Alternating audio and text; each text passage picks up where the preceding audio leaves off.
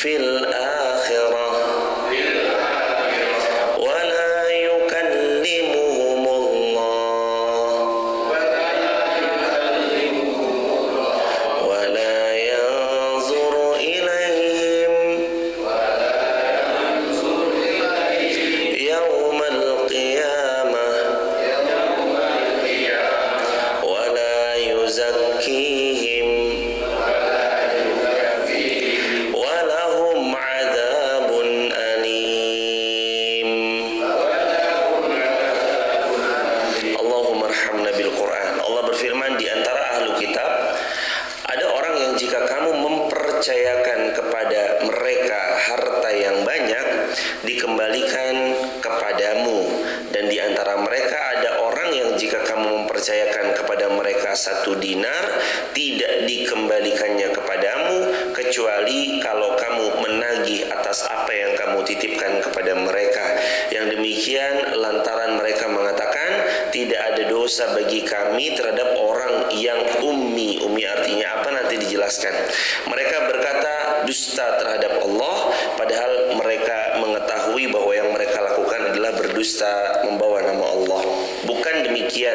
Sebenarnya siapa yang menepati janji yang dibuatnya lalu mereka bertakwa, maka sesungguhnya Allah menyukai orang-orang yang bertakwa. Ayat yang ke-77-nya, sesungguhnya orang-orang yang menjual belikan janji Allah dan sumpah-sumpah mereka dengan harga yang murah, samanan qalila, mereka itulah tidak akan memperoleh bagian sedikit pun di akhirat. Allah tidak menyapa mereka, tidak memperhatikan mereka pada hari kiamat, dan bagi mereka azab yang pedih. Mari kita saksikan dan kita simak bersama gimana Al-Hafiz Imam Ibnu Katsir menjelaskan seputar 3 ayat 75, 76, 77. Bahwa di paragraf pertama beliau mengawali dengan kalimat Allah memberitahu kepada orang-orang Yahud bahwa di antara mereka sifat yang paling identik adalah gemar berkhianat. Lagi-lagi Allah menceritakan bahwa salah satu sifat identiknya mereka adalah gemar khianat. Selain daripada banyak sifat yang sebelum-sebelumnya udah kita kasih tahu, suruh sujud, suruh ruku, datang malah membelakangi. Mereka suruh menepati janji, gencatan senjata, mereka malah menyerang lebih dulu. Mereka sering ingkarnya termasuk khianat. Dan Allah mengingatkan orang-orang beriman agar tidak terpedaya dengan sifat mereka, yakni sebagai pengkhianat. Di antara mereka ada yang orang kalau kamu percayakan harta yang banyak, maka ia mengembalikannya kepadamu. Maka jika ia diamanati harta kekayaan yang kurang dari itu, maka tentu saja ia akan mengembalikan kepada kalian. Tapi ada yang dititipi 1 dinar atau 1 dirham, dia nggak akan mengembalikan barang titipannya kecuali ditagih. Itu karakter-karakter Yahud. Mereka dititipi uang 1 dinar atau 1 dirham, mereka nggak akan pernah sedikit pun mengembalikan kecuali kalau ditagih. Nah, ini ciri-ciri kebiasaan orang-orang Yahud. Maka kalau ada di antara hadirin jamaah yang dirahmati Allah, termasuk yang berbicara kalau misalnya ada orang meminjami kepada kita 1 barang, terus kita enggan mengembalikan, nah itu ada karakter-karakter cikal bakal Yahudnya tuh. Karena sejatinya siapapun yang menitipkan, wajib bagi yang menerima titipan 3 adab dalam kitab. Judul kitabnya Muntaqa Al-Adab Asy-Syar'iyyah wal Minah Al-Mar'iyah. 3 kewajiban atas seseorang yang dititipkan. 1, amanah. 2, memelihara. 3, mengembalikan. 1, amanah. 2, barang yang dititipkan kepada beliau dipelihara dengan baik, dirawat, dijaga. Yang ketiga, dikembalikan. Itu hukum adab atas barang titipan. Boleh nggak dipakai? Tentu dengan seizin yang punya. Kalau memang diizinkan untuk dipakai, boleh. Tapi kalau bisa, saat sudah sampai batas waktu yang ditentukan dari sang penitip kepada kita yang menerima titipan, balikin tanpa harus diminta. Contoh, hari-hari ini orang mudik, males beliau bermacet-macet di jalan, naik pesawatlah beliau. Mobilnya dititipkanlah kepada kita sebagai tetangga. Kunci rumahnya titipin juga sama kita sebagai tetangga, untuk nanti nyalain lampu di waktu malam. Maka tugas kita 3: 1. Amanah, 2. Dirawat, dijaga, dipelihara, 3. Dikembalikan. Bahkan ketika sudah sampai waktunya atau belum sampai waktunya, balikin. Ternyata orang ini pulang lebih awal, janjinya di awal akan pulang dari kampung 10 hari, ternyata 7 hari udah pulang lebih awal. Balikin jemaah. Pak udah pulang? Iya, ini kunci mobilnya, ini kunci rumahnya, sudah saya nyalain setiap malam, saya matiin tiap pagi, sudah saya rawat, saya bersih-bersihin. Ketika pas lagi mudik, udah mobilnya juga udah saya panasin. Dipakai nggak? Enggak saya pakai. Tapi kalau diizinkan pakai. Itu adab dalam menerima barang titipan. Begitu hadirin jamaah yang dirahmati Allah. Dan ada di antara mereka bila mana dititipkan padanya bidinarin, dengan 1 dinar. 1 dinar itu sekarang sekitar 4.250.000, karena 1 gramnya sekitaran 1 juta bahkan lebih. Jadi 1 dinar itu adalah 4,25 gram emas. Nabi SAW dalam satu asar pernah berbekam, lalu Nabi memberi upah tukang bekamnya 1 dinar. Diikuti oleh Sayyidina Abu Bakar, diikuti lagi oleh Sayyidina Umar bin Khattab, sehingga ada kisah tukang bekamnya Umar bin Khattab mendengar Umar bekam terkencing-kencing. Saking wibawanya Sayyidina Umar, dan Sayyidina Umar memberi upah tukang bekamnya 1 dinar. Jadi orang zaman dulu bekam sama Nabi ngasih upahnya bentuknya 1 dinar. Nah, bagaimana jamaah yang dirahmati Allah terkait tentang hadis? Ada bekam, ada hadisnya kan? Seburuk-buruknya upah yang diambil lewat bekam. Tapi dalam praktik lapangannya, Nabi SAW, baginda Rasul SAW, daripada juga Sayyidina Umar bin Khattab, dalam kitab Ashabur Rasul jilid yang pertama di bab yang kedua, Sayyidina Umar itu meniru baginda Nabi. Sayyidina Umar memberikan upah kepada tukang bekamnya. Mungkin lebih tepatnya kalimatnya bukan upah ya jemaah, hadiah, supaya lebih terhindar dan selamat daripada hadis seburuk-buruk upah adalah upah yang diambil daripada bekam atau hijamah. Nah, kembali dalam bahasan, kalau mereka engkau titipi 1 dinar, tidak dikembalikannya kepadamu kecuali jika kamu menagih kepada mereka, yakni dengan memintanya terus menerus, dengan menagihnya setiap waktu sepanjang hari, maka engkau akan mendapati hakmu atas apa yang kamu titipkan kepada mereka. Ini lucu.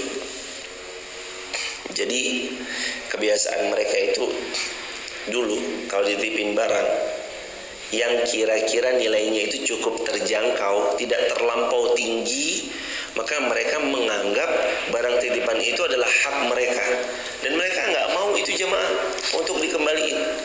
Nah, ini anehnya nih hadirin. Jadi kalau ada hari ini orang dititipin barang kok menghaki barang titipannya, nggak ada unsur syar'i ya, nggak ada lupa. Ini lain cerita kalau dia lupa. Tapi kalau misalkan nggak ada unsur syar'i, nggak sedang lupa, tidak ingat babar blas, tapi dia menghaki barang titipannya yang di bawah 10 juta misalkan, wah ini jadi milik saya. Wah, ini udah pasti keliru hadirin. Karena ciri-ciri Yahud juga termasuk diantaranya, mereka dititipi 1 dinar nggak mau mengembalikan kecuali ditagih. Makna ditagih di sini kata Al-Imam Al-Hafiz Ibnu Katsir, kamu tagih setiap hari, kamu tagih barangmu setiap waktu, baru mereka mau mengembalikan.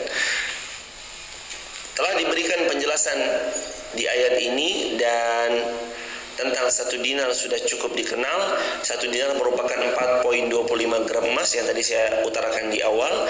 Jadi mereka kalau mendapat 1 dinar malas membalikan. Kalau kita adabnya jemaah, berapapun nominalnya, namanya barang titipan dikembalikan, walaupun yang menitipkan itu berupa 1 gelas air. Nah, cuman kadang ada kejadian, misalkan kita lagi di keramaian orang nitip barang ke kita, saking ramainya orang orang itu nitip barang dan lupa dia nitip barang sama kita. Kita nggak punya kontaknya. Apalagi yang nitip barang di Masjidil Haram, luasnya bukan main. Tolong dong titip. Lah kita yang ditipin juga baru kenal. Habis itu ternyata mereka saking crowdednya lupa sama barang titipannya, mereka nggak ngambil lagi sama kita. Terus gimana barang titipan ini? Hadirin jamaah yang dirahmati Allah, ada dua. Satu, serahkan kepada pos. Jadi kalau di Ka'bah itu ada di Hijir Ismail ada pos kecil. Kalau handphone hilang, coba carinya di sana selama 2 hari pertama. Nanti hari ketiga ada pos besarnya. Kalau hilangnya di seputaran Mataf, nanti berikan kepada pos yang ada di dekat Hijir Ismail. Di situ kalau sendal hilang di situ, handphone hilang di situ. Kalau masih rezeki, ketemu insya Allah. Jadi kalau misalkan kita dititipin barang, orang ini nggak tahu kemana, kita nunggu udah lama banget nih, dari zuhur sampai isya orang ini nggak datang-datang, ya sudah jemaah, titipkan kepada askarinya, kepada polisinya, taruh di situ, nanti selepasnya serahkan sama Allah. Kalau memang kita nggak ketemu sama orang yang pertama menitipkan barang sama kita. Nah pertanyaannya, orang ini udah nitipin lama sampai-sampai saya lupa yang nitip siapa, orang mana, kontaknya mana. Kembali kepada hukumnya Imam Nawawi rahimahullah dalam Riyadhus Shalihin, sedekahkan atas nama orang tersebut. Ini beda ya, barang titipan sama barang temuan. Luqotoh beda lagi. Luqotoh hukumnya diumumkan setahun penuh. Tiap subuh di WA story, siapa yang kehilangan sesuatu, tiap subuh hadirin. Nanti 1 tahun diumumkan, tahun keduanya, hari pertama tahun kedua, barang itu kalau emang gak ada yang memiliki, sah jadi punya kita. Itu barang luqotoh. Tapi kalau mau aman, serahkan Baitul Mal, barang luqotoh. Wa yaquluna 'ala Allahil kadzib. Nah, ini karakter mereka yang berikutnya. Mereka sering berdusta, membawa-bawa nama Allah, atau mereka mendustakan ayat-ayat Allah. Wahum ya'lamun, padahal mereka tahu, padahal mereka mengetahui. Maksudnya kata Al-Hafiz Imam Ibnu Katsir, ayat ini menjelaskan ucapan-ucapan mereka itu adalah ucapan mengingkari Allah, mengadakan kedustaan, membawa-bawa nama Allah. Jadi mereka tetap ucapnya mah demi Allah tapi bohong, demi Allah tapi dusta. Itu mereka. Padahal Allah mengharamkan kepada mereka berdusta, membawa nama Allah atau mendustakan ayat-ayat Allah. Wahum ya'lamun, namun mereka tetap abai sekalipun mereka mengetahuinya. Hadirin, kadang ya jemaah mirip. Termasuk ini mengingatkan buat kita, termasuk yang berbicara. Kadang kita tahu nih keliru, tapi masih dilakukan. Kadang kita tahu nih dosa, tapi tetap dihajar. Kadang kita tahu ini salah, tapi seolah hati kita nggak bergeming mendengar cerita nurani yang sejatinya sudah mengingatkan kita tentang sinyal-sinyal dari Allah Subhanahu Wa Taala. Jangan. Udah nggak apa-apa, terabas aja. Kadang gitu. Syaitan itu jemaah emang tugasnya bisik-bisikin manusia supaya ikut di jalan mereka. Alladzi yuwaswisu fi sudurin nas minal jinnati wan nas. Manusia emang karakternya gitu. Dia bisik-bisik tentang manusia, tentang keburukan yang supaya manusia itu lakukan. Dan tugasnya satu lagi apa? Membawa pengikut sebanyak-banyaknya supaya di neraka itu penuh yang menemani mereka. Karena kan syaitan punya akad sama Allah. Ya Allah, izinkan aku mengganggu makhluk-makhlukmu. Izinkan aku mengganggu hamba-hambamu, akan aku sesatkan mereka dari jalan-jalanmu. Itu kan akadnya syaitan. Wahum ya'lamun. Ini tuh jelas aja mah. Mereka tahu mana yang benar, mereka tahu mana yang baik, mereka tahu mana tauhid, mereka tahu mana iman. Tapi yang mereka lakukan malah berkebalikan. Mereka berbuat syirik, mereka berbuat kekufuran, mereka tahu yang benar tapi yang mereka lakukan adalah jelas kekeliruan, mereka tahu mana kejahatan tapi mereka malah melakukan kejahatan yang sudah mereka ketahui. Itu karakter-karakternya orang-orang yang Allah sebutkan di ayat ini, gitu jemaah. Wahum ya'lamun, dan mereka jelas tahu tentang apa yang mereka lakukan. Abdul Razzaq meriwayatkan dari Sa'sa'ah dari bin Yazid bahwasanya seorang bertanya kepada Sayyidina Abdullah bin Abbas. Ia berkata, kami memperoleh harta ahli zimmah dalam sebuah peperangan berupa ayam dan kambing. Lalu Sayyidina Abdullah bin Abbas berkata, lalu apa yang kalian katakan? Kami mengatakan tidak ada halangan bagi kami untuk mengambilnya.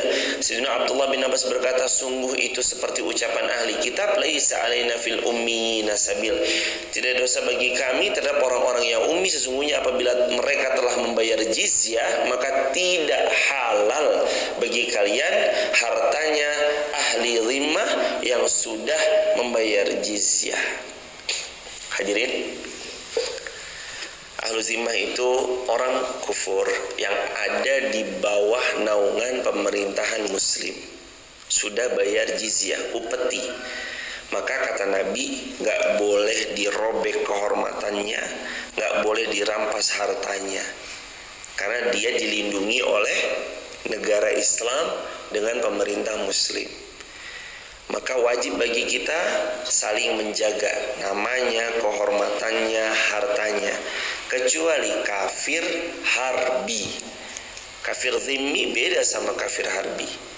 Kan kita udah bahas ya, dulu ada kafir harbi, ada kafir zimmi, ada kafir mu'ahad.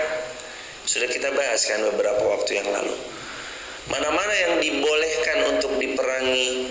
Cuma satu, kafir harbi. Orang kufur yang terang-terangan memerangi Islam, bahkan dia memusuhi Islam dan kaum muslimin, dia membuat makar terhadap Islam dan kaum muslimin.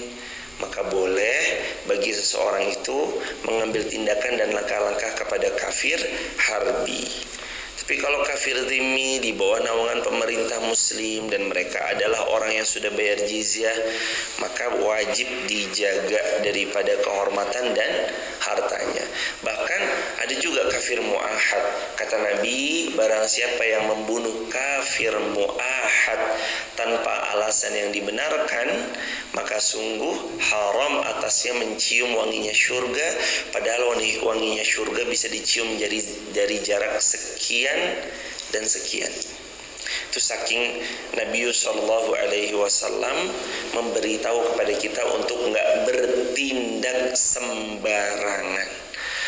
Bala man aufa bi ahdihi wattaqa, barang siapa yang menepati janji yang telah dibuatnya. Ini karakter-karakter orang yang beriman. Yang pertama, karakternya adalah aufa bi ahdihi. Aufa artinya menepati. Ahdihi, janji-janji yang telah dia buat. Aufa juga bisa diartikan memaafkan. Memaafkan di sini sebenarnya kalau kalimat khudil afwa, ambil maaf, bukan berarti sekedar ambil maaf, tapi memaafkan kesalahan banyak orang. Jadi kalau dia memaafkan di sini, memaafkan janji artinya menepati janji, itu karakter orang beriman. Orang beriman itu karakternya adalah tepati janji, jujur dalam bicara dan sikap. Lalu karakter yang ketiga, orangnya amanah. Ini karakter-karakter beriman. Kalau karakter munafik, ayatul munafiqina salas, kata Rasulullah, ciri-ciri munafik itu ada 3. Yang pertama, idza haddatsa kadzab. Ciri yang pertama munafik itu kalau bicara seringnya dusta. Yang kedua, wa idza wa'ada akhlaf. Kalau janji seringnya ingkar. Ciri-ciri yang kedua tentang orang munafik. Ciri yang ketiga, wa idza tumina khana. Apabila diberi amanah, ciri munafik adalah khianat. Lalu ada satu hadis lagi dari Nabi SAW sebagai tambahan yang keempat, tapi di dalam riwayat yang berbeda. Apabila berselisih dia curang. Itu ciri-ciri munafik. Orang beriman berkebalikannya. Kalau munafik yang pertama dusta, orang beriman selalu jujur dengan perkataan dan dengan sikap. Jadi jujur tuh harus sama ya jemaah. Jangan cuma jujur di lisan, lain di perbuatan. Ini namanya nggak jujur nih. Tapi jujur di lisan, jujur juga di perbuatan. Yang kedua, ciri orang beriman, kalau munafik ingkar janji, orang beriman tepati janji. Ciri yang ketiga, kalau orang munafik khianat, orang beriman amanah. Ciri yang keempat, kalau orang munafik curang, orang beriman sportif. Orang beriman tuh sportif, gak curang. Man aufa bi'ahdihi wattaqa. Siapa di antara mereka yang menepati janji yang telah dibuatnya. Nah, janji sama niat beda. Kita ulangi pelajaran kita di tempo dulu murojaah. Apa bedanya janji sama niat? Bedanya ada di kalimat pertama tentang apa yang dilontarkan. Janji itu kalimatnya inni nadartu lak. Itu kalimat janji.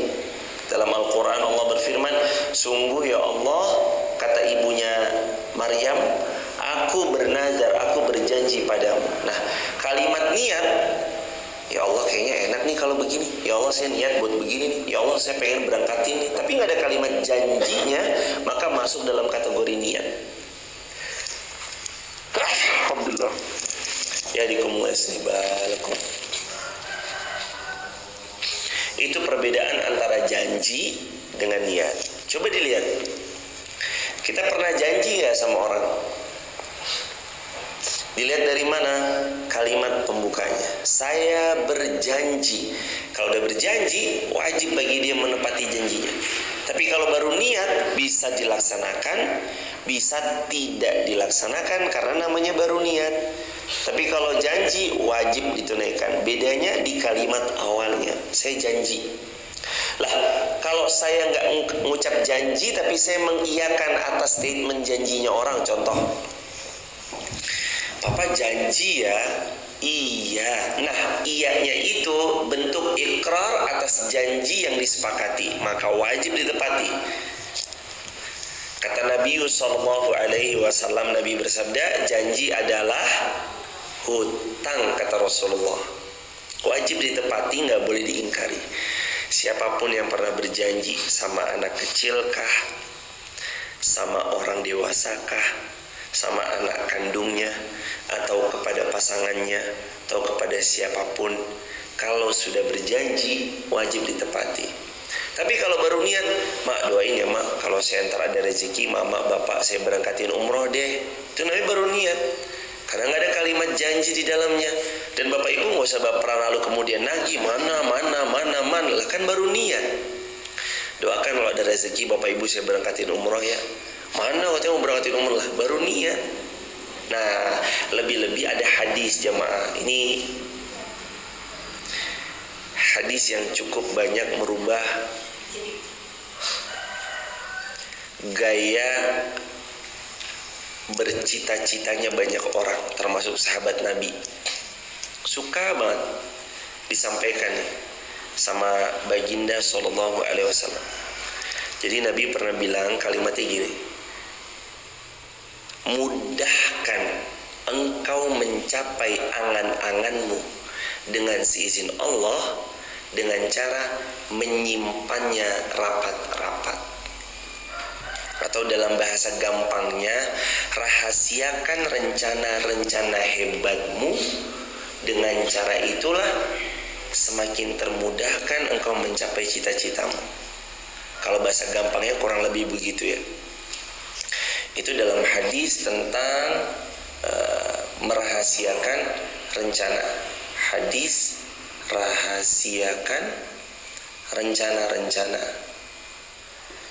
Karena ternyata jemaah, di balik kita mengumbar sesuatu rencana-rencana, kadang ada mata-mata yang hasut, ada mata-mata yang iri atas rencana-rencana baik kita. Dan hadirin, sehebat apapun orang kan ada yang benci ya. Seburuk apapun orang ada yang mencintai kan. Artinya orang mau sebaik apapun rencananya, tetap boleh jadi ada mata yang gak suka. Sebaik apapun orang, tetap boleh jadi ada yang gak suka. Makanya bantulah keberhasilan rencana hajat-hajat kalian dengan merahasiakannya. Kata Nabi SAW, bantulah keberhasilanmu atas hajat-hajatmu dengan merahasiakannya, karena setiap orang yang diberi nikmat ada mata yang hasad. Dan sekecil-kecilnya informasi itu kan sangat manfaat bagi orang yang memusuhi kita. Sekecil-kecilnya informasi itu manfaat banget bagi orang yang hasad, berusaha ngancurin rencana-rencana baiknya kita. Makanya kata Nabi SAW, bantulah keberhasilan hajat-hajat kalian dengan merahasiakannya. Kadang-kadang perlu jemaah keep silent. Udah keep silent, tahu-tahu jadi. Udah keep silent, tahu-tahu berhasil. Wah, dulu dibully, wah jomblo, tahu-tahu nyebar undangan. Gitu aja mah. Dibully, wah jomblo, kemana-mana goncengan sama cowok, kemana-mana orang nggak normal kamu ya, cowok terus gaulnya, tahu-tahu nyebar undangan. Jangan lupa datang ya.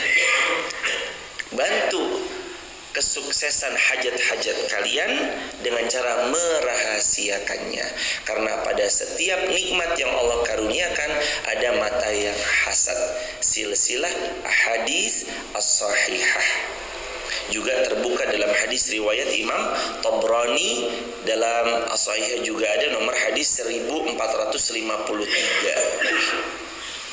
Angka hadisnya tuh 1453. Mirip angka hadisnya sama, luar biasa ya, sama tahun-tahunnya Al-Fatih. Jadi ini hadis riwayat At-Tabrani dalam silsilah hadis as-sahihah nomor 1453 tentang rahasiakan rencana-rencana kita.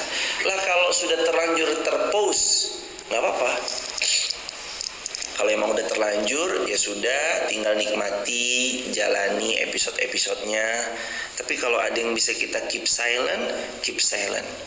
Itu akan memudahkan kita mencapai rencana-rencana kita. Dan mohon maaf, menghindari sesumbar takut-takut. Ya namanya juga kadang mata-mata yang hasut kan berusaha menjegal, takut-takut nanti nggak jadi. Misalkan, Mas mau kuliah di mana? Wah, saya mah kuliahnya nanti di sini. Dia sebutlah nama beberapa universitas. Ternyata nggak jadi masuk universitas yang udah dia sebut. Satu kan boleh jadi kalau mentalnya nggak siap, dia malu. Kan mentalnya bicara bahwa dia akan sampai ke universitas yang dia tunjuk. Ternyata kenyataannya berkebalikan, mentalnya nggak siap, malu, ngedrop nanti. Quarter life crisis. Aduh, gagal lagi masuk universitas A, B, C. Akhirnya dia ngedrop, nggak berani ketemu orang, mengurung diri dalam kamar. Nah itu tuh. Menghindari yang kayak gitu. Ayo Mas Uma, Mas Bama nih yang lagi pada SMA, Kakak Yusuf yang lagi pada SMA bentar lagi. Mau kuliah di mana? Iya, doain ya. Doain aja udah. Tapi kita punya rencana dan impian besar. Saya besok mau kuliah di Madinah, saya besok mau kuliah di Mesir, saya besok mau kuliah di Turki, saya besok mau kuliah di A, di B, di Z, saya mau kuliah di Harvard University. Udah, tapi keep silent aja udah. Tapi larinya dalam diam seperti sprint orang yang nggak tahu waktu. Pokoknya tiap waktu sprint, tiap waktu belajar, tiap waktu persiapkan TOEFL supaya tembus Harvard University atau mana university. Silakan aja. Makanya Nabi mengingatkan, rahasiakan rencana-rencanamu agar Allah titipkan keberhasilan semakin dekat, karena setiap orang yang diberi nikmat ada mata yang hasud. Nggak semua orang suka kali jemaah kita dapat nikmat. Wah, enak banget dapat nikmat. Nggak semua orang suka. Ada kadang orang, apa sih motornya baru? Ya Allah, buat bannya gembos. Kenapa sih mobilnya baru? Ya Allah, tabrakin ke tiang listrik ya Allah. Kadang kan begitu orang. Aneh-aneh kan jemaah. Apalagi kadang kalau, mohon maaf banget, orang ini ngiranya kita pamer. Kan tahadus bin nikmah sama pamer kan beti ya jemaah, beda-beda tipis kan. tahadus binikma, alhamdulillah habis beli tanah 50 hektar, wah diupload, alhamdulillah aku bersyukur banget ya habis beli tanah. Ya sekali lagi jemaah, sorry to say, kadang orang kan memandang dalam dua sudut pandang. Satu, mata yang baik memandang itu sebagai motivasi, mata yang hasut memandang itu sebagai bahan hasutnya mereka. Makanya ada yang dikenal penyakit ain. Kata Nabi, wal ainu haqqa. Penyakit ain itu benar adanya. Apa penyakit ain? Penyakit yang disebabkan dari pandangan mata yang hasut. Makanya kita juga diminta untuk sering-sering mengembalikan semua nikmat kepada Allah. Tapi kan saya mau upload pencapaian karena untuk self healing, silahkan, nggak apa-apa. Apalagi sekarang zaman sosmednya jemaah, semua mah udah jadi bahan konsumsi publik. Silakan aja, tapi jangan lupa selalu kembalikan kepada Allah Subhanahu wa ta'ala. Keep silent, silahkan. Kalau toh pun mau diupload atas pencapaian, silakan saja. Semoga itu dinilai sebagai motivasi kita untuk bisa berhasil sebagaimana uploadan saudara-saudara kita yang sungguh sangat berhasil di usia muda dengan cara yang indah luar biasa. Man aufa bi ahdihi, ayo tepati janji, wattaqa, bertakwa sama Allah. Ada nasihat Rasulullah ini sebagai penggenap dari tafsir Ibnu Katsir. Nasihat Nabi 3 dalam hadis Bukhari Muslim, ittaqillaha haitsuma kunta. Yang kedua, wa atbi'is sayyi'atal hasanata tamhuha. Yang ketiga, wa khaliqin nas bi khuluqin hasan. Yang pertama Nabi bilang, bertakwa sama Allah dimanapun kunta kamu berada. Jadi dimanapun kita berada itu hakikat pondasi prinsipnya kita mesti bertakwa. Cuman kan kadang iman begini jamaah, kayak roller coaster, kadang naik kadang turun. Kalau mohon maaf jemaah, lagi masak api nggak jemaah? Oke, bau gosong gitu ya. Maaf ya Mas Roto, takut. Bau gosong jemaah? Hah? Apa ya? Kembali hadirin. Sampai mana tuh tadi? Sampai mana tadi? Oh, ittaqillah haitsuma kunta. Bertakwa sama Allah dimanapun berada. Jadi pondasi awalnya kaum muslimin itu dimanapun dia berada, dia bertakwa sama Allah. Cuman kadang roller coasternya iman itu membuat bertakwanya seorang hamba tuh nggak stabil kadang-kadang. Tergantung lingkungannya, tergantung circle-nya. Kalau pas dapat lingkungan yang enak, misalnya ya jemaah, tiap subuh ngaji, tiap subuh duduk, itu kadang kita kebawa tuh. Kebawa apa? Kebawa arus lingkungannya. Ini lingkungannya pada ngaji deh. Tanpa disadari saat dia duduk di majelis ilmu, ingat ya Nabi bersabda apa? Siapa-siapa yang duduk di majelis ilmu ada doa malaikat untuknya dua hal. Allahumma gfir lahu, Allahumar hamhu. Ya Allah ampuni dosanya, ya Allah rahmatilah ia. Ya Allah ampuni dosanya, ya Allah rahmatilah dia. Jadi dia diam di sini dapat doa malaikat. Belum lagi ada hadis Nabi, barang siapa yang sholat lalu duduk majelis zikir sampai waktu syuruk, naiklah kemudian mataharinya, sholat dia 2 rakaat, maka diberikan pahala haji umrah sempurna. Jadi kadang lingkungan tuh kondusif. Ada anak di pondok pesantren, pagi jam 3 bangun udah tahajud, ditambah lagi pelajaran subuh. Jam ke-0-nya mereka tuh ba'da subuh. Jam 6 mereka siap-siap makan, mandi, jam 7 masuk sekolah. Pulang udah asar ba'da asar siap-siap ekstrakurikuler sampai maghrib. Maghrib langsung pelajaran ba'da maghrib sampai isya. Habis isya belajar lagi sampai jam setengah 10 baru tombol tidur bangun lagi jam 3. Atmosfer lingkungannya begitu. Mereka mau belok juga pasti agak sungkan karena atmosfer cukup berdampak. Walaupun jelas ya jamaah, pondasi prinsip seorang mukmin bertakwa dimanapun berada, tapi Nabi menganjurkan fal yanzur ahadukum man yukhalil. Ayo pilih-pilih circle, ayo pilih-pilih teman supaya menghantarkan kita jadi hamba yang takwa. Jadi maksud Nabi, dimanapun bertakwa ya, ayo dimanapun cari circle yang baik ya. Ayo ini yang mau SMP, SMA, ingat, kuliah nanti beda lingkungannya. Kuliah nanti hati-hati dengan circle-nya. Salah circle bisa jatuh ke jurang narkoba. Salah circle jatuh ke jurang kenistaan. Hati-hati. Kalau bisa jadi kupu-kupu, udah mending kupu-kupu deh. Apa tuh kupu-kupu? Kuliah pulang, kuliah pulang. Kadang bergaul, salah gaul malah fatal. Kalau bergaul dengan yang soleh, ingat pesan Nabi, bergaul dengan orang baik seperti penjual minyak parfum yang kita dekati. Minim-minim kita kecium wanginya. Bergaul dengan orang yang buruk seperti pandai besi, minim-minim kita tercium bau tidak sedapnya. Ada satu orang diincar, dia gembong narkoba. Anda duduk berempat, Intel datang, sebenarnya pengen ngeringkus satu orang. Anda berduduk bersepuluh atau berdua-belas, misalnya yang ditangkap mas satu, semuanya tes urin semua. Ternyata Anda kemarin baru nyicipin sekali aja, kena tuh tes urinnya, Anda habis make, udah bablas jemaah. Makanya berhati-hati memilih teman. Ittaqillaha haitsu ma kunta. Jadi pesan Al-Quran ini, wattaqa, ayo bertakwa, ittaqillah haitsu ma kunta. Dimanapun, cari lingkungan yang baik, cari teman yang baik, cari circle yang baik. Kalau circle-nya udah mengkhawatirkan, mending saran saya dipakai kupu-kupu.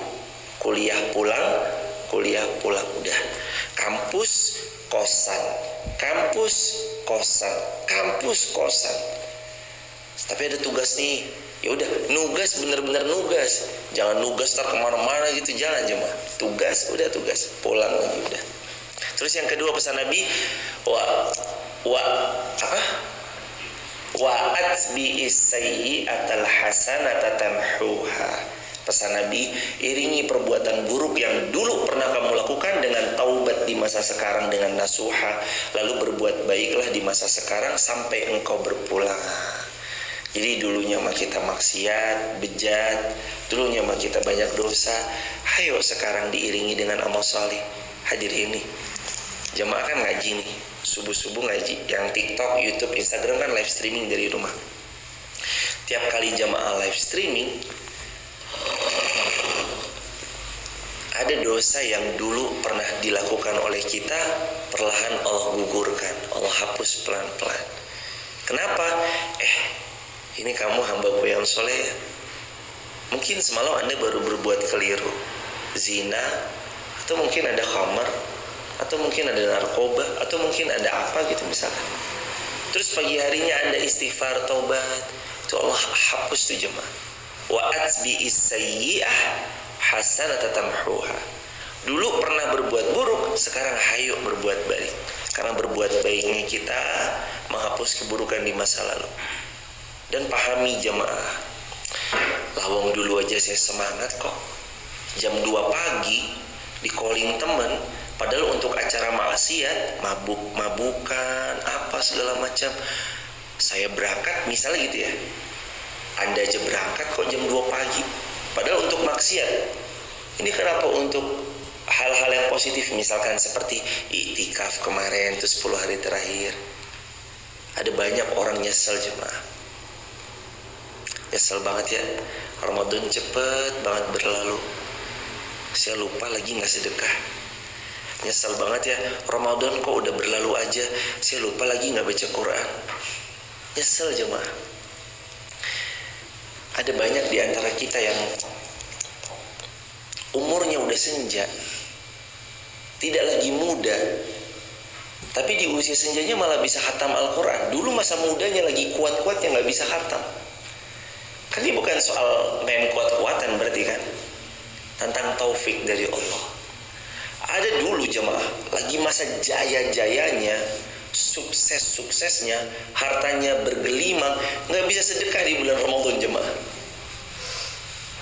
Lalu sekarang ketika jatuh terpuruk hidup pas-pasan, justru malah bisa sedekah jemaah. La haula wala quwata illa billah. Ramadan lagi di bulan Ramadan. Berarti kan ini bukan tentang banyaknya harta, bukan tentang kuatnya fisik, tapi tentang yakinnya sama Allah. Ramadan udah berlalu jemaah. Maka kalau kemarin kita nyesel, ya Allah cepet banget ya, saya gak sedekah tiap malam, cepet banget ya, terawih 10 hari terakhir ada yang bolong misalkan ya. Aduh nyesel banget ya, malam itu gak baca Quran. Ya udah jemaah, minta sama Allah semoga tahun depan kalau masih Allah berikan umur yang barokah, semoga kita bisa memaksimalkan Ramadan tahun depan. Dan kalau ketemu Ramadan tahun depan jangan disia-siain lagi. Penyesalan kita cukup kemarin aja, jangan diulang lagi. Karena kalau kita ngulang lagi, kita harus nunggu setahun lagi baru ketemu Ramadan. Sama nih, sekarang bulan apa? Syawal. Di Syawal kata Nabi apa? Barang siapa yang berpuasa Ramadan summa atba'ahu sitta min Syawal, kemudian dia puasa 6 hari di bulan Syawal, maka dicatat baginya seperti puasa setahun penuh.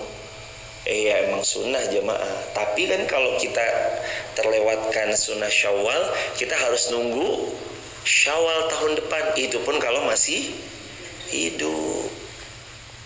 Mumpung dikasih kesempatan sama Allah, maksimalkan setiap amal salih. Semoga Allah mudahkan dalam segala urusan. Wattaqa. Terus nasihat Nabi yang ketiga apa? Wa khaliqin nas bi khuluqin hasanin. Ayo kita gaul sama manusia dengan akhlak yang baik. Innal ladzina yashtaruna bi ahdillah wa aymanihim samanan qalila. Ada orang-orang yang menukar janjinya Allah dan sumpah-sumpah mereka ditukar, maksudnya mereka udah berjanji nih, terus mereka mengingkari samanan qalila, dengan harga yang sangat murah. Iyalah, orang lucu jemaah. Kan lucu ya kalau ada orang disuruh milih nih, Mas milih deh, ini ada mobil Avanza harga 300 juta yang Veloz gitu, ini ada mobil-mobilan yang harga 29 ribuan. Pilih mana kira-kira orang yang cerdas berilmu? Ya pilih mobil beneran. Ini ada orang, tawaran Allah kan surganya Allah yang khalidina fiha abada, abadi kekal selama-lamanya. Ini orang malah milih kehidupan dunia yang sementara. Ya tentu orang yang jahil murakkab. Apa tuh jahil murakkab? Dungu kuadrat, orang-orang yang menukar akhirat dengan kehidupan dunia demi cuan. Tolong ya, gampang lah, ini ada cipratannya sekian, tapi dengan cara itu dia menggadaikan ada transaksi suap menyuap, tipu menipu, intrik-intrik keuangan yang gitu deh jemaah. Dia nuker akhirat yang selamanya dengan dunia yang sementara yang gak ada harganya. Walau hatta kata Nabi ba'udah, walaupun cuma setengah sayap seekor nyamuk. Hadirin, setengah sayap nyamuknya gak ada loh jemaah. Lah kok mau ditukar? Uang 1 miliar tuh sejauh apa sih jemaah kalau gak berkah? Coba hadirin, uang 1 miliar tuh sejauh apa hari ini kalau gak berkah? Uang 1 miliar kalau berkah bisa jadi aset yang pahalanya terus ngalir, jadi masjid, sekolah. Itu kalau berkah tuh. Uang 1 miliar kalau nggak berkah nguap jemaah. Berapa banyak orang cerita kepada Anda, dia bilang saya dulu tuh jaya tapi nggak tahu uangnya pada kemana. Coba diperiksa pada saat kejayaan Anda, dari mana uangnya, asalnya dari mana, ada intrik-intrik keuangan nggak, ada sesuatu yang melanggar hukum-hukum Allah nggak di sana. Karena banyak banget kan orang mungkin cerita kepada jamaah sekalian, dulu pas saya lagi jaya-jayanya uang banyak tapi nggak tahu tuh uang habis kemana ya. Uang banyak tapi nggak bisa daftar haji. Uang banyak tapi nggak bisa berangkat umroh. Kan aneh jemaah. Uang banyak nggak bisa kebeli rumah, lah kan aneh. Uang banyak nggak bisa kebeli mobil, lah kan aneh.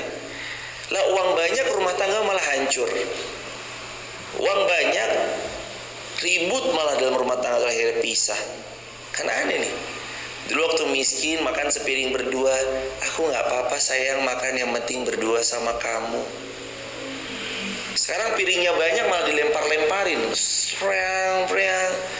Lah hadirin gimana nih? Jadi banyak itu kadang ujian.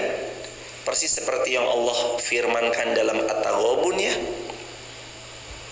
Innama amwalukum wa auladukum fitnah. Innama sesungguhnya amwalukum, hartamu itu, wa auladukum, anak-anakmu itu fitnah.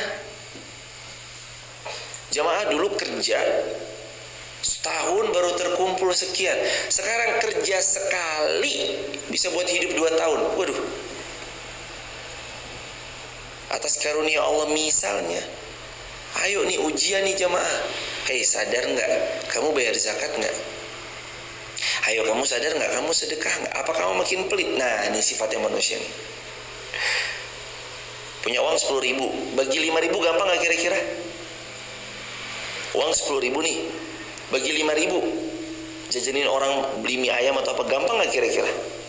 Gampang. Berapa persen? 50%. Tes. Pas punya uang 100 juta ngeluarin 50 juta, gampang gak kira-kira? Waduh. Jangankan 50 juta, itu 100 juta di rekening aja kurang sejuta langsung gak genep lagi nih. Astagfirullahaladzim. Apa sih yang dikhawatirkan? Itu kan cuma angka doang. Ya angka-angka tapi banyak Lela, kemarin genep nih 100 juta, sekarang 99 juta. Kurang manis dilihatnya. Harus 100. Hadirin, ini kekhawatiran apa sih? Wattaqo, ayolah bertakwa sama Allah. Takwa itu kan takarannya bukan harta. Karena kalau harta takaran takwa, harusnya yang paling bertakwa adalah korun. Kalau takwa takarannya adalah kuasa, harusnya yang paling bertakwa adalah Fir'aun. Kan kenyataannya nggak gitu jemaah. Kalaupun nanti kita dikasih 4 kebahagiaan sekaligus, wah ini nikmat yang luar biasa. 4 itu apa? Harta, kekuasaan dan jabatan, ya ilmu, ya tenaga untuk semakin kuat beramal salih. Waduh, ini paket komplit, plit. Udah mah cerdas, tenaganya dipakai berjuang, ikut turun ke lapangan, menyelesaikan problematika demi kemaslahatan. Udah mah kaya, udah mah berkuasa, paket komplit. Siapa? Sayyidina Utsman bin Affan. Tapi ya emang jarang jamaah. Ada yang kuasa doang, ada yang tenaga doang seperti Sayyidina Bilal bin Rabah, tenaganya dipakai azan. Ada yang hartanya aja, kuasanya enggak, kayak Abdurrahman bin Auf. Ada yang kuasanya aja, kayak ada sahabat-sahabat Nabi yang lain. Ada ilmunya aja kayak Abu Hurairah, tapi Abu Hurairah kan miskin. Jemaah. Ilmunya Masya Allah. Meskipun di akhir-akhirnya tetap ya Abu Hurairah ditawarkan kekayaan, tapi Abu Hurairah tetap hidup bersahaja bijaksana. Tapi kan Abu Hurairah tuh miskin. Sampai Abu Hurairah guling-guling. Ingat gak dalam kitab Ashabur Rasul jilid yang ketiga, Sayyidina Abu Hurairah pernah cerita, aku terguling-guling sampai orang menganggapku gila padahal aku kelaparan. Aku datang ke rumah Sayyidina Abu Bakar. Wahai Abu Bakar, ini maksudnya apa ya? Demi Allah aku lebih paham maksudnya. Tapi karena saya lapar, Abu Bakar waktu itu emang gak punya makanan, jadi gak nawarin. Aku datang ke Sayyidina Umar pura-pura bertanya, wahai Sayyidina Umar, ini maksudnya apa ya? Demi Allah aku lebih tahu daripada Sayyidina Umar karena Rasul langsung yang ngajarin kepadaku. Tapi karena aku lapar, Sayyidina Umar juga gak punya makanan. Lalu Rasul datang, wahai Abu Hurairah, saya tahu kamu lapar kan, ayo sini. Ini minum susu ya. Akhirnya minum, zip, kata Nabi, ayo tambah. Sampai beliau minum sampai beliau perutnya kenyang. Disuruh Nabi, ayo nambah lagi. Lalu kata Sayyidina Abu Hurairah, ya Rasulullah, nggak muat tempat di perut saya nih, udah full ya Rasulullah. Rasul peka banget sama sahabat. Nah ini jamaah, orang tuh kalau bertakwa, wattaqa, dalam ayat ini kan orang ini memegang teguh janjinya, nggak ditukar dengan samanan qalila. Nanti orang beriman tuh namanya punya, masih ingat nggak? Firasatul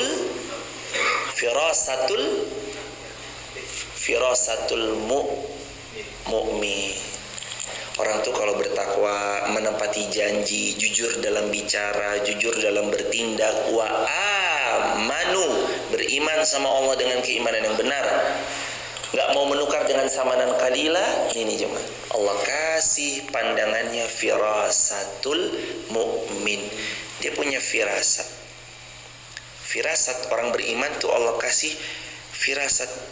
Kamu jangan deh sama dia deh, jangan deh, pokoknya ada firasatul mu'min. Ulaika la khalaqa lahum fil akhirah. Nah. Balasan buat orang yang curang, mengingkari, menukar janji Allah dengan dunia yang gak seberapa, bahkan gak ada artinya. Apa yang mereka dapatkan? Allah tidak akan memberi sedikit pun pahala pada mereka di akhirat. Ulaika la khalaqa lahum fil akhirah wa la yukallimuhumullah. Satu, Allah nggak bagi mereka pahala sedikit pun di akhirat. Bahaya nggak jamaah? Kalau nggak dapat pahala terus mau diselamatkan gimana? Terus yang kedua, wala yukallimuhumullah. Allah nggak mau ngajak Anda bicara. Ya Allah jamaah, Anda dikacangin sama manusia aja nangis hadirin. Satu muka bumi ini ngacangin Anda nih. Pak mau kemana? Dah, Anda dikacangin aja Anda pasti bingung jemaah. Lah ini yang punya langit dan bumi yang ngacangin Anda. Kacangin itu apa? Kacangin itu dicuekin. La yukallimuhumullah. Allah gak ngajak bicara, didiemin. Ya Allah tolong hamba. Ya Allah bebaskan hamba. Didiemin sama Allah coba. Itu yang kedua. Yang ketiga, wala yanzuru ilaihim. Allah tidak akan pernah melihat kepada mereka. Nggak dilihat sama Allah, dilirik aja enggak jemaah, apalagi dilihat. Yang keempat, yaumal qiyamah wala yuzakkihim. Yang keempat, mereka tidak akan pernah dibersihkan, dosanya dibiarin aja. Kan kemarin Nabi ngajarin kan 10 hari terakhir.